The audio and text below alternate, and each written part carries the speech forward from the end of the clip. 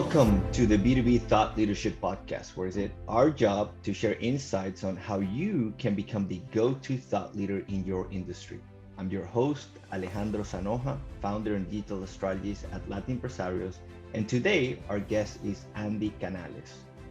Andy, Houston Business Journal 40 Under 40, Prospánica Brillante Award in Educational Excellence, Houston Texans Campeón de la Comunidad, Comcast Hispanic Hero, Children at Risk Rising Star in Child Advocacy, Teach for America Champion for Education, Ford Board of Directors Appointments, Harris County Leadership ISD Fellow, and Senior American Leadership Forum Fellow. On top of that, you actually have a job, which is the Executive Director of the Greater Houston Latinos for Education. I know you're also the chair of the Latino Texas PAC. All of this started with your parents who fled the Civil War in El Salvador and immigrated to Los Angeles, California. It's obvious that you've built a strong personal brand, you have a strong reputation.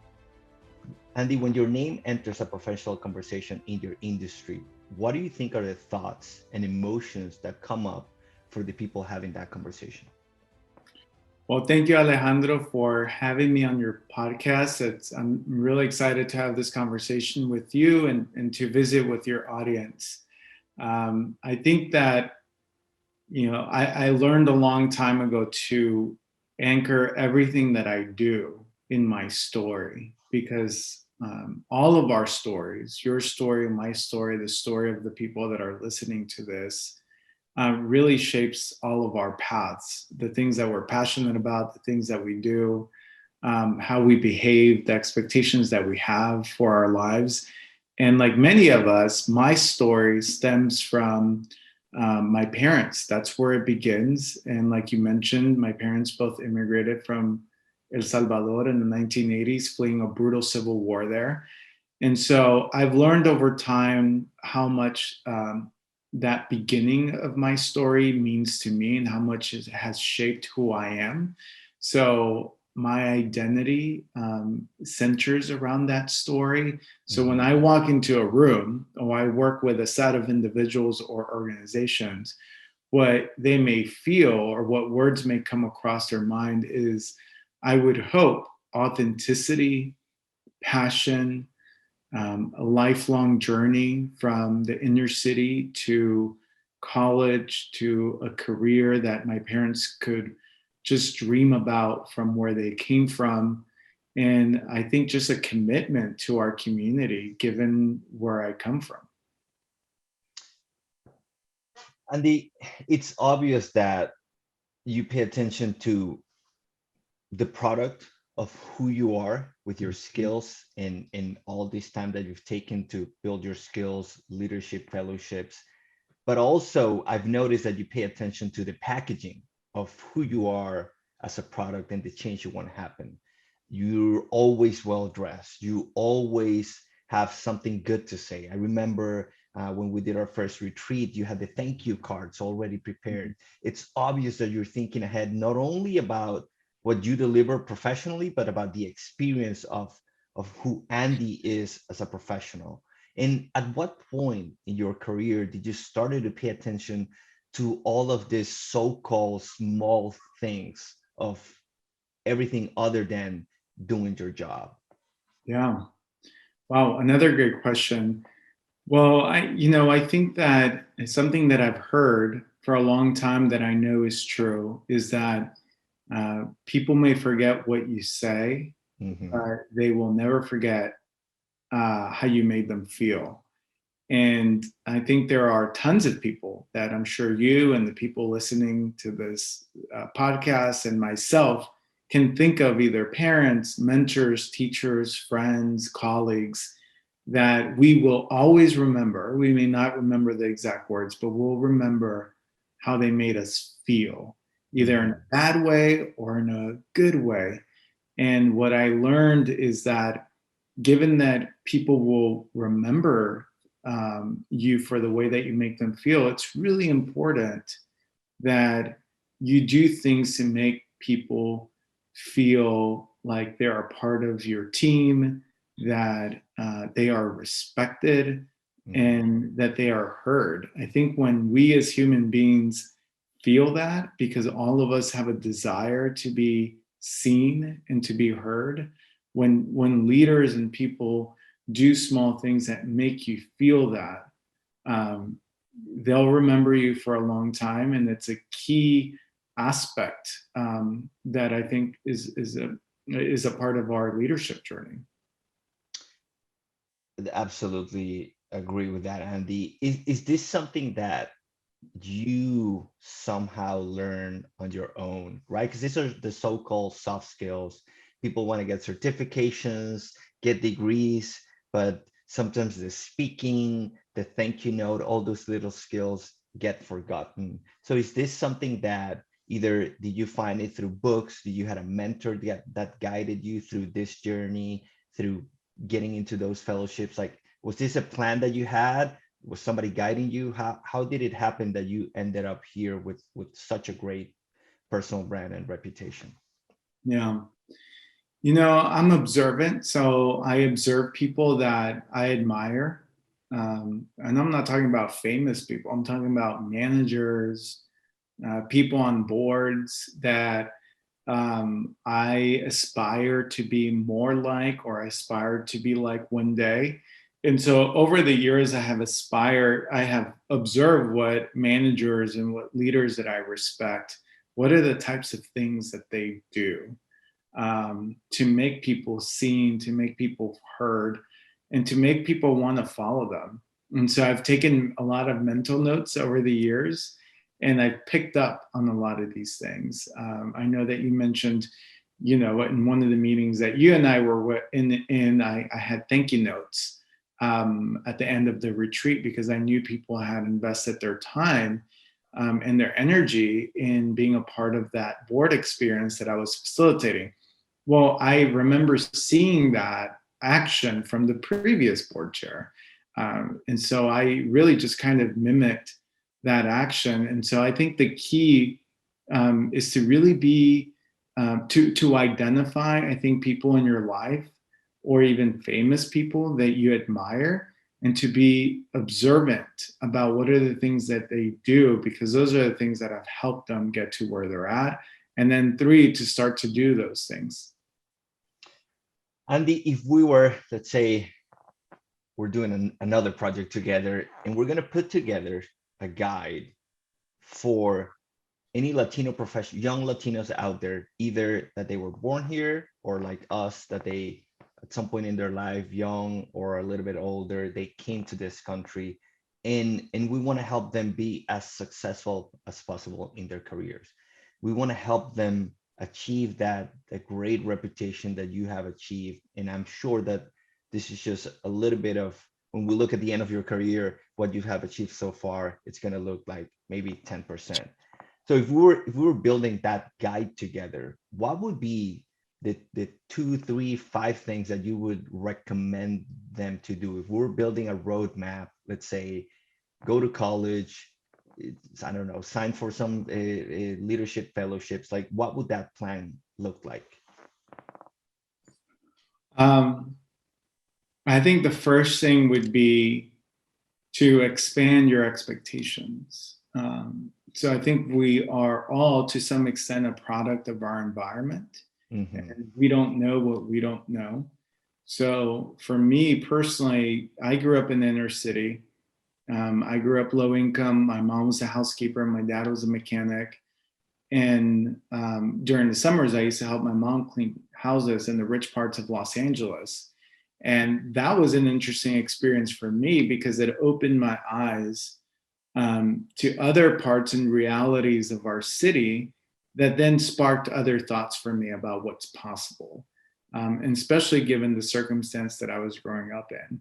So in a weird way, cleaning houses in the rich parts of LA actually challenged or expanded some of the expectations that I had about this world and this life. So I think that would be the first thing. The second thing that I would encourage people to have in their guide would be to not be afraid to ask for things. And we can touch on that a little bit more, but whenever I look at my career trajectory, and career, I mean, from the time I was in school, K through 12, I have always advocated for myself because I expected to have a great education.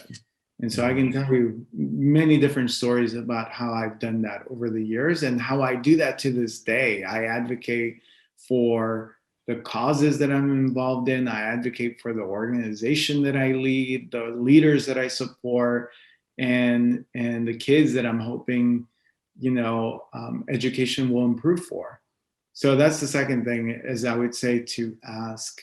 And then the third thing that I would encourage people to include in their guide would be to constantly learn. And I know you mentioned, for instance, going to college. That for a lot of people gives them a pathway to a completely different quality of life, but it doesn't have to just be college. It has to be a passion for being a lifelong learner and expanding your knowledge base. We are so fortunate to live in a time where you can pick up so many books on so many things that before maybe was not as accessible. And so the more knowledge you accumulate and the more expertise that you build, both from reading, but also from work experience, the better you're going to be able to position yourself to do the things that you want to do. You touched on so many great points, Andy. Of course, the easier one would be to talk about books, but I do that all the time, so I don't want to go there. You mentioned two other good ones. One, you mentioned about advocating for yourself. I think a lot of people struggle with that. Let's table that. I want to touch on something more important that you mentioned that I think we don't do well in Latin America in general, which is asking. I remember that the first time I was closing a 5-figure deal, I had to practice in the mirror because I thought it was a lot of money. And I just thought like it was crazy to close a deal like that. And then it happened like nothing. And I was like, but I had to practice like over and over to say the figure because it's like, it felt uncomfortable. Right. And I know you're in the same position where you're asking for money, you're asking for people's time. So what do you think needs to change? Like, what was that process of getting comfortable with asking for resources and for time when being in front of other people? Yeah.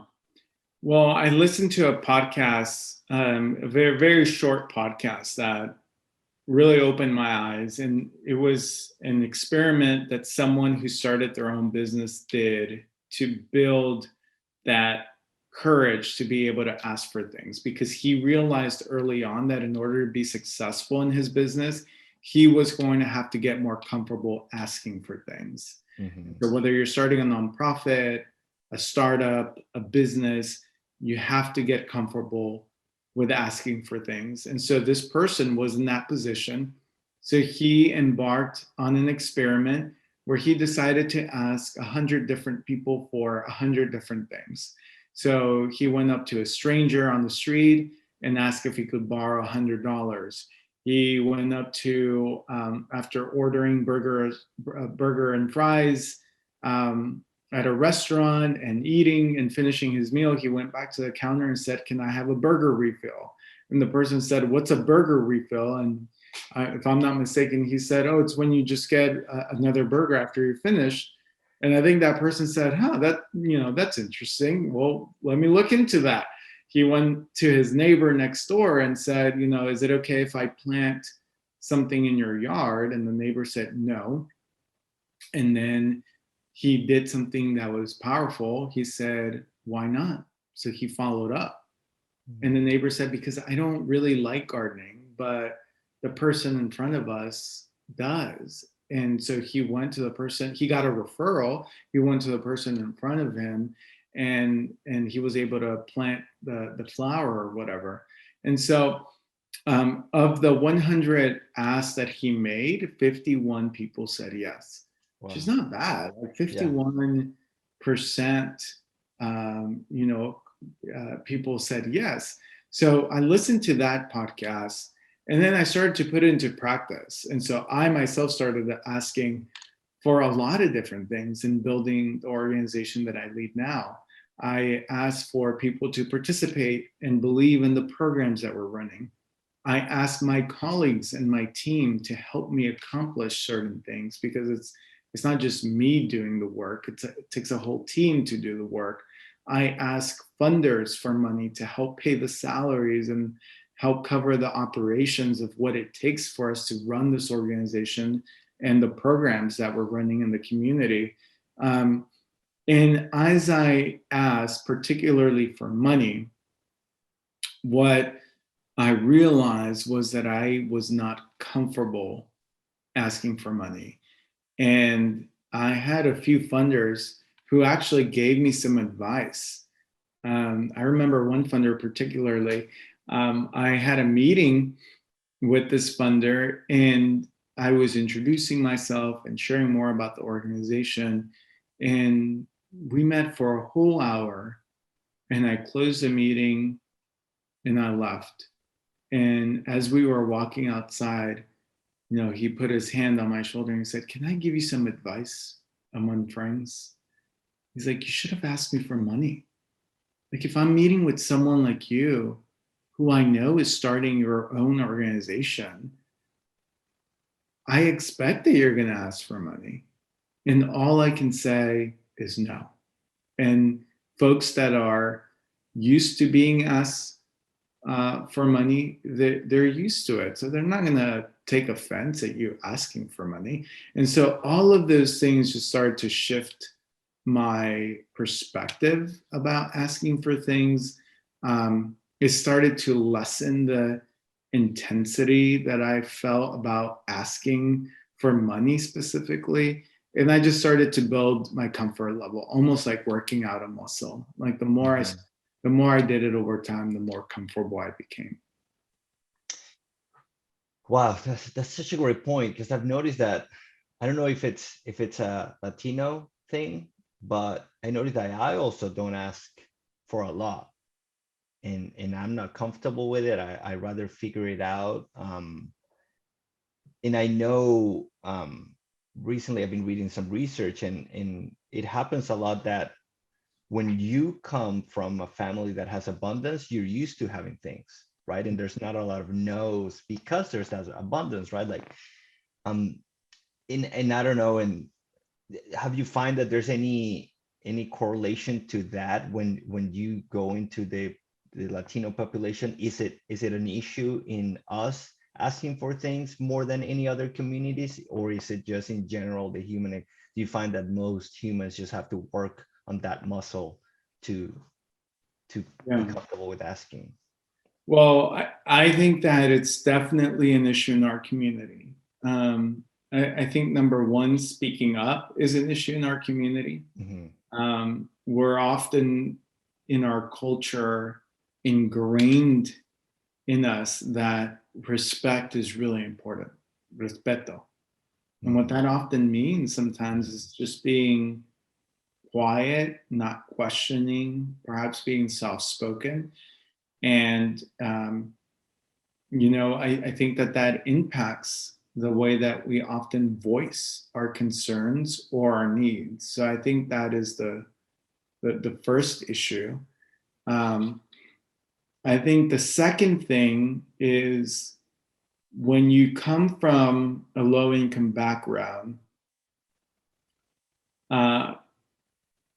you may perceive a certain number to be a lot of money. Mm-hmm. However, someone else that comes from a completely different socioeconomic background, by nature of the frame of lens that they look at things, they may perceive that same number as not being that much money, right?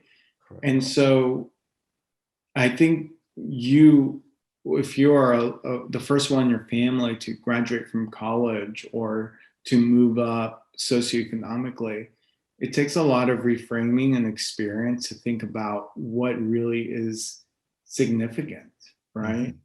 Mm-hmm. Like for me, growing up with a household income of $20,000, $40,000 may sound like a lot. Correct.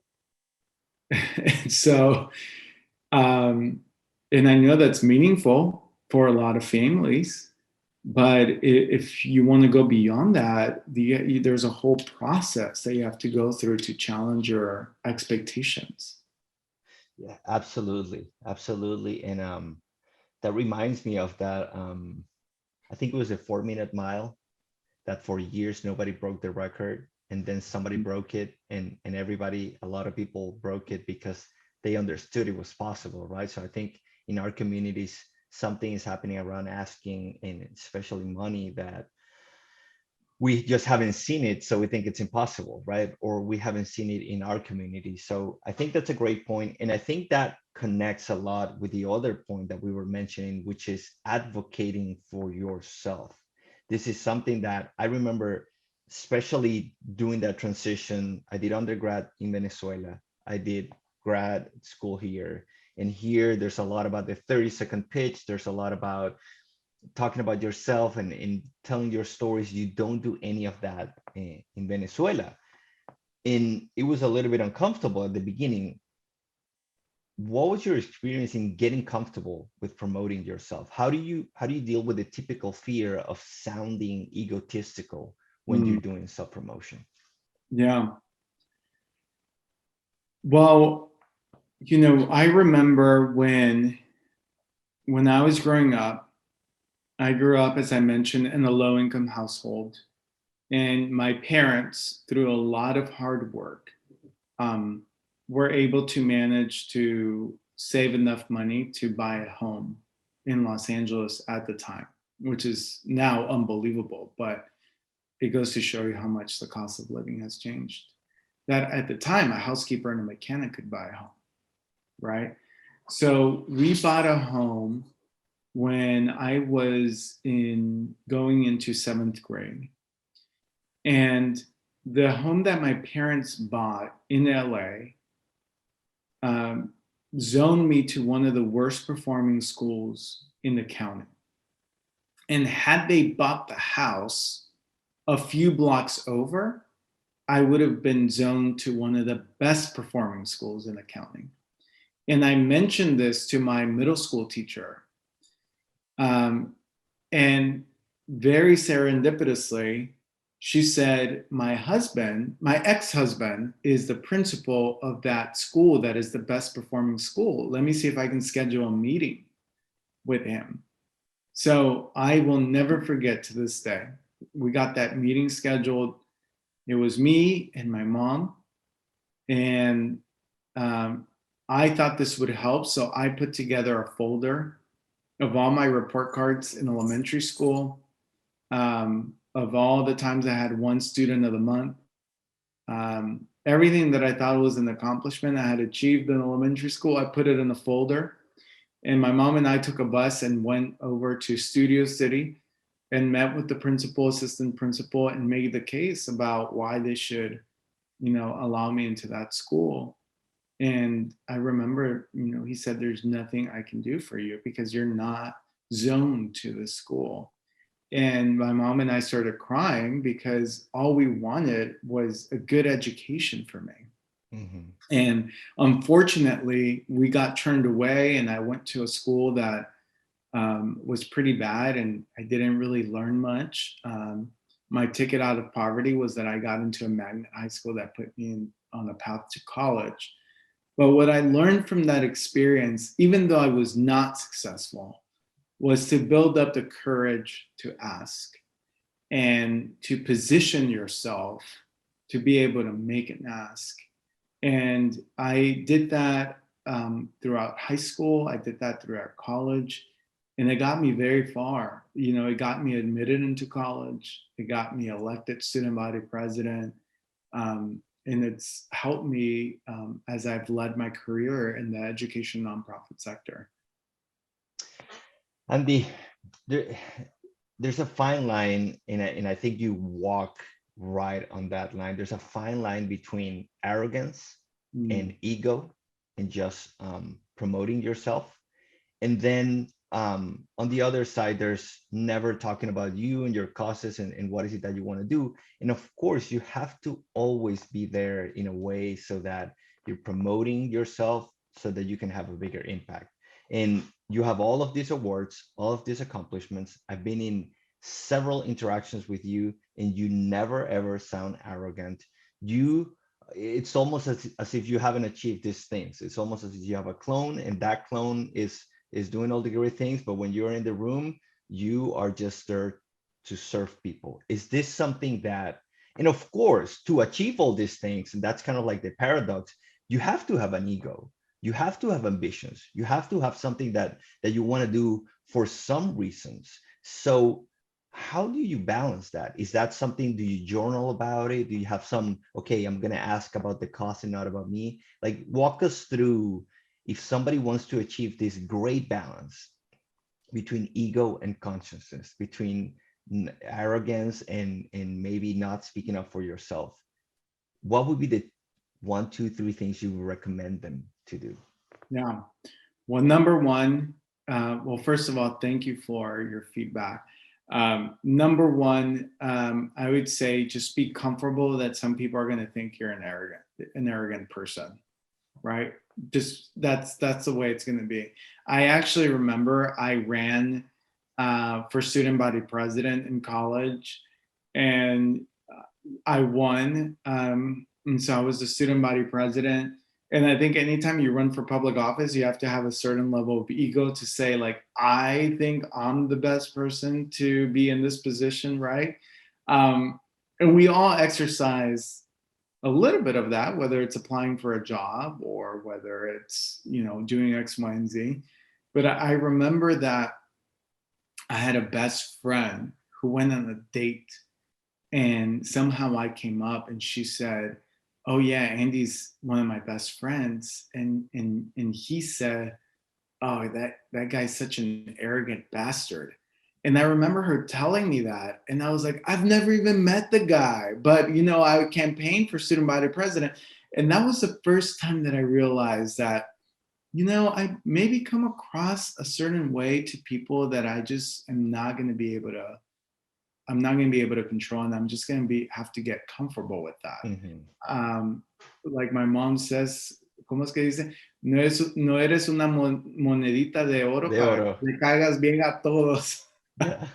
So, so that's the first thing. I think the second thing is there's things that I've done over the years to try to, operate with humility. So as much as possible, I never try to, when appropriate, I usually use we, right? Mhm. So we did this, we did this. I highlight and I shout out the people on my team who help contribute to progress and to the success that sometimes is attributed to me because I happen to be the face of the effort or of the organization.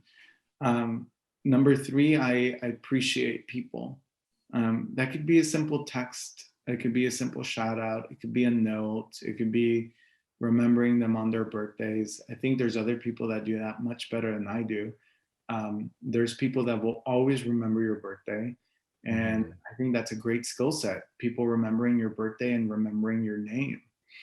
Um, I think four is just getting feedback and looking at how you sound and how you come across Mhm. and just operating from a center of um, I am not better than anyone else, and um, there's always something for me to learn from others, and I am a vessel with certain advantages and privileges that I'm lucky to use to help advance a cause that I'm passionate about. And my family has always remarked that. They've always given me that feedback. They've always said, I can go from meeting with a funder in River Oaks to hanging out at a carne asada in A-Leaf, and I can code switch. And they've always said, like, even though you're the only one in the family with a bachelor and a master's degree, you can't really tell, Mhm. right? And so it's just something that, I kind of operate. But there's also a balance, because then you have to, especially in this day and age, you have to promote yourself, right? So you take everything I just mentioned, and then you have to promote yourself and your brand to be able to push your work forward. And sometimes that feels uncomfortable. Sometimes I don't like it. Sometimes it makes me feel like, ugh. But I do it because I know it's necessary. It's oftentimes the only way that people find out about your work is if they see a social media post or they see an article or something. So I've gotten a little bit more comfortable with feeling uncomfortable whenever I have to do those things. But what's important is just staying true to yourself inside, and just being humble about it as much as possible. So true. And you bring up a great point, because I think it's Grant Cardone that says that if you can get half of the country to hate you, you have a shot at being president. Half of the country to know who you are and hate you, and you have a good shot at being president. So absolutely agree that you cannot be responsible of everybody else's feelings. You have to do what you think it's best for yourself. So talking about that, of course, that self-promotion, that brand, those achievements, a lot of that is based on whether we like it or not on first impressions. Mm-hmm. So in that moment, when Andy walks into a room and when people ask you, what do you do? What is your typical answer? Yeah. Well, first of all, I try to smile. You know, people remember smiles. We are actually programmed to be attracted to smiles. There's a book that I'm reading called The Hidden Brain, about all of the things that our brain does unconsciously to influence the perceptions and the decisions that we take every day. And just a quick thing about smiles, they found that when cars have that grill in front of them that is shaped in the way of a smile, they were more likely to sell than cars that had a grill that were shaped in a way of a frown. That is how powerful a smile is, and how much we're attracted to smiles. So I try to smile, and I love to smile, and I appreciate humor. So that is one of the things that I naturally do or consciously do to try to create a positive first impression. The second thing is I tell my story. So people will forget what you're selling them about. They will forget what programs and services you're offering, but they'll remember your why. And they'll remember stories, right? Now you have to practice though, because you have to be able to tell your story in maybe 90 seconds or less. And you can't tell every event that has been meaningful to you. You have to choose one that reflects a significant part of who you are and why it motivates you to do the work that you are selling others to invest in or to be a part of. I've had people that I've supported financially, our organization, that have said, I'm not as invested in that effort, but I'm invested in your leadership. So I'm choosing to invest because I believe in you. And oftentimes I can't lead people to that place by telling them what I'm going to do. I have to lead them to that place by telling them who I am. Do you have, so let's say, well, we could go into that typical answer. Like if you were saying to somebody, let's say you have that moment for that 90-second pitch, how does that look right now? What would that be? If anybody listening, they wanna learn more about exactly what is it that you do and the causes that you're supporting out there, what does that look like? Yeah.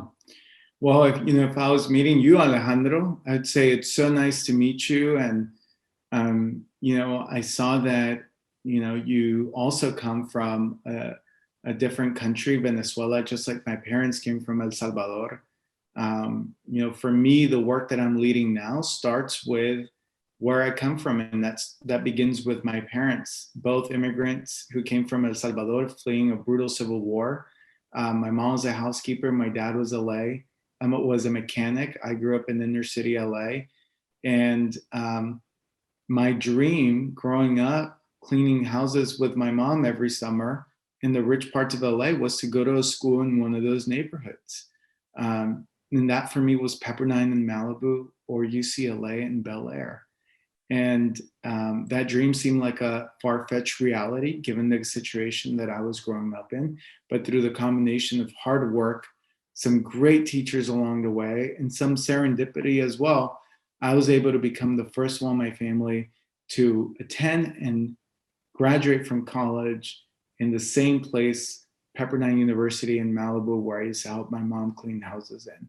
And because of that experience, I am passionate about making a difference and expanding opportunity to the kids who are growing up in the shoes I was once in. So I'm excited to share more about what that work looks like and how you can be a part of it. Andy, I've known you for a while. I know your story, and we're speaking here, and I'm getting excited. I want to go to schools and help Latinos, and I'm get like se me están parando los pelos. So obviously, this is a great story because it has the power to cause that. You've talked about it, right? Like people have decided to invest in you just because they believe in you, not so much in the cause. Obviously this is a great story. And is this a story that you've worked on? Like, what was the shape of that? Maybe 10 years ago, you introduced yourself, I'm Andy Canales, and that's it. Now you have this great story that you know has great reactions. Is this something that you've worked on? Has somebody given you feedback? Like, how do we end up with this amazing story that has the power to create these emotions, even in somebody that knows the story? Yeah. Oh, I've gotten a lot of feedback. So that's really important. Ask your friends, ask your colleagues at work for feedback. And if you and I were meeting, I just shared this, right? And it maybe took me, I would think, we can look back at the video, but maybe it took me about 90 seconds or so. I didn't tell you the whole story about how I got to Pepperdine. Now, usually when I meet with people and I shared just what I shared with you, especially if they're familiar with Pepperdine, if they have vacation in LA and they've driven through Malibu or gone to Zuma Beach or Santa Monica, etc., the next thing they ask is, how did you go from the inner city to Malibu? And that's when I add another story that adds a little bit more color to that. Now, if I'm doing a pitch and I have 8 minutes, for instance, maybe I'll tell the whole story and take about 2.5 minutes if I have that time. If I'm meeting with someone and I'm trying to make an impression and spark a conversation, I may take 60 or 90 seconds, like I just said, to say that. So there is a story that you have to package for different situations, depending on the time, the circumstance, the vibe, and the feeling of the room. And then secondly, the feedback that I've received. So 10 years ago, probably I was pointing to too many events in my journey, because there's so many meaningful events in our lives. In my life, your life, the people who are listening to this, but you can't tell every event. You have to choose one. And remember, as kids, we learned about climax, beginning, climax, ending, characters. Look up all of the elements that make a good story. Look at the elements that make a story a compelling movie, right? There's usually some sort of struggle, a challenge, and then there's a decision that you have to make. And as you're sharing that, people are hooked in, like, so what did you do next? Well, this is what I did next, right? And so when you're telling the story in that manner, in the same way that filmmakers tell stories, in the same way that authors shape stories, in the same way that maybe you remember a teacher reading a story to you in the classroom, if you follow that same format, you're going to hook whoever you're talking to. Absolutely agree, Andy. And I think we need about 10 hours of interviewing time because I have so many questions. And I do think that most of us should follow the Andy model in most of the things you're doing, because I think you are a great role model. You're doing great. And it's all about the causes that you're supporting. I know we're running short on time. Maybe we'll find some time to do episode 2. But for now, I'm sure whoever's listening to this, unless they're a psychopath, they have to be connecting with your story and your causes and the emotion of the impact that you're having in the world. So what would be your call to action for the audience? What would that, talking about asking, right? What would be that ask? Is it to visit some website or something that you're doing? Is it to donate for a cause? Another 30-second pitch, Andy Canales, what would be that ask for the audience that are listening to this podcast? Yeah. Well, if you believe that meaningful representation matters, and if you remember to a time where you felt like your voice was not heard, and that instilled in you an understanding that it's really important for all of us to have representation. If that cause motivates you or compels you, I would encourage you to visit latinosforeducation.org, where you can either apply to be a part of our programs, you can either share the opportunities with others, you can either donate financially if you're able to do so, and you can see my contact information if you'd like to learn more. Thank you very much, Andy. We'll make sure to link out to the website, the donation page, and everything else. And thank you once again. I know you are a very, very busy man. There's theories out there that that you have a clone or maybe several clones, and that's how you get things done. So maybe we'll have to schedule some time to talk about that. But thank you very much for making the time, Andy, and for being here in the podcast. Thank you for having me, Alejandro. I appreciate it. Thank you for subscribing to the B2B Thought Leadership Podcast. It's our goal to help you become the go-to thought leader in your niche. That's why we do these interviews and we create the content. So if you want more of it, be sure to subscribe to the podcast in all the podcast platforms, and especially subscribe to the YouTube channel. Click that subscription button, click the notification bell so that whenever new content comes out, you are the first to know about it. Thanks again, and see you in the next episode.